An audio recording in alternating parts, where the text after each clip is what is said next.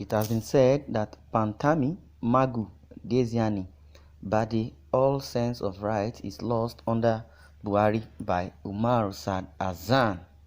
At the very least, the Jonathan administration pretended to care where it didn't want to replace an official under fire. It staged a probe that either withered away or ended in the exoneration of the accused.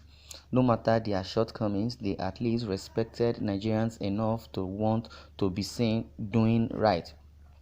In search of what they truly deserved, Nigerians ditched that administration for one that is 100 times worse, one that doesn't even bother to put up a show and pretended to be righteous.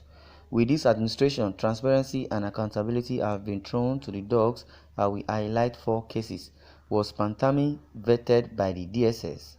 As soon as Malam Isa Pantami, the Minister of Communication and Technology, threatened media outlet that published that he was placed on a US watch list for supporting terrorism, they set to work and provided ample proof that Pantami was a firm believer in what the Taliban and Al-Qaeda stood for. The one question on everyone's lips was, why didn't the DSS conduct a thorough background check on him? The presidency, in what has now become a trend, has not bothered to explain to Nigerians how such a person ended up being a minister of the Federal Republic. Nothing makes this a more unpleasant look than that, just like Buhari before he became president, Pantami was comparing Boko Haram, a killer sect that slaughters just about everyone, including faithfuls of the region it claims to be fighting for. With Niger Delta militants, Buhari has released over 2,000 Boko Haram prisoners, with none being prosecuted in our courts.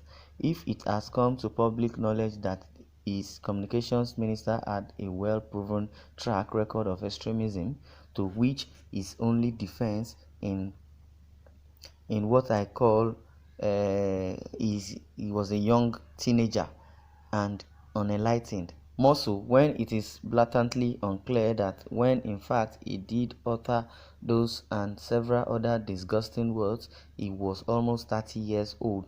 Then no one can be faulted for concluding Buhari likes him because he is an amplification of everything he stands for. Buhari has refused to sack him and has provided no explanation to this country as to how such a man scaled through DSS screening. Deziani is still living free in the UK. I have been very vocal about the likelihood of Deziani Alinsi Madueke having struck a deal with Buhari to stay free right from the onset. When the lady started demanding to return home from the UK to face trial, and this government not only disagreed but said she was trying to evade an impending trial in the UK, you knew something was happening. Why would this government publicly indict itself of incompetence or corruption by saying it didn't trust its system to oversee a transparent criminal prosecution, just to justify not extraditing her? If you want to know how high the Deziani conspiracy goes, the UK government fixed a date to take her to court and forgot. It hasn't remembered the date. Whoever intervened had to have been from the highest levels of power. Magu said there were ongoing plans to extradite her in 2017, repeated the same thing a year later in 2018, and then embarked on a raid of her house in 2019 and recovered jewelries. I warned in an article shortly after could have been planted by the lady herself in conjunction with the authorities to provide them something to show Nigerians. The government hasn't bothered citing a diplomatic passport she got from an island somewhere because it really doesn't exempt her from standing trial here. What deal was struck with the woman? Why is this administration shielding her? Who is scared of prosecuting Magu?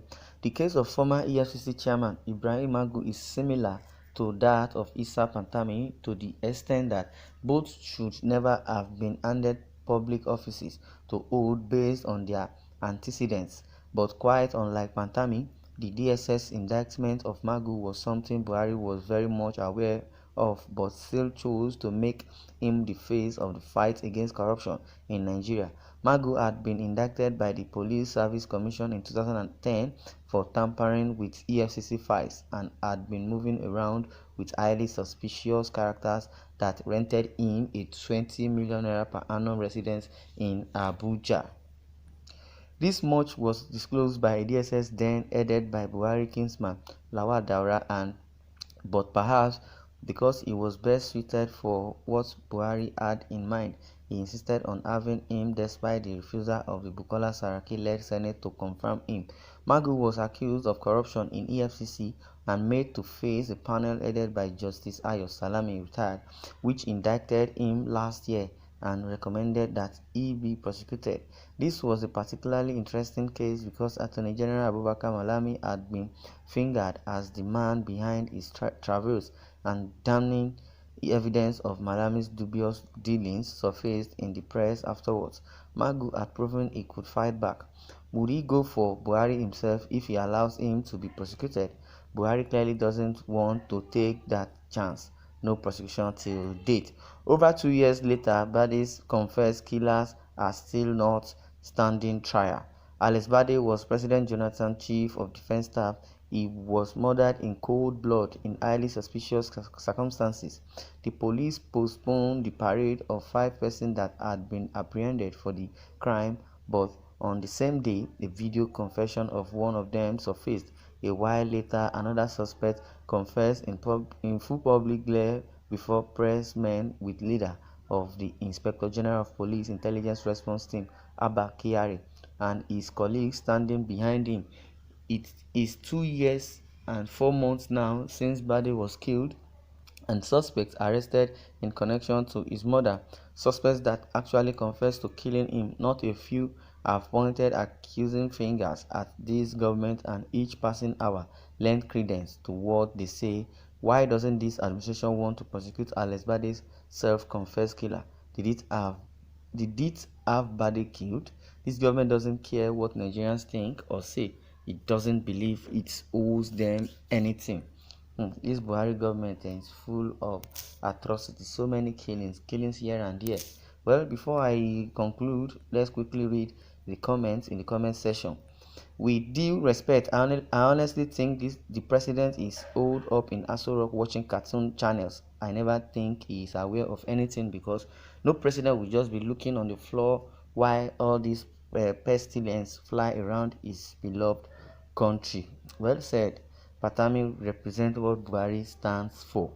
Some northerners will still come out to say there is an attack on the north. Well, what a good observation. Well, this country is in chaos. Thank God for once there is someone who is taking count from the north, and is the northerner. Has been taking count from the north. From all what I've read so far, I would like you to comment, and also don't forget to share this news. Your opinion is very vital to us. I would like you all to share and deliberate together. Thank you for listening, and God bless.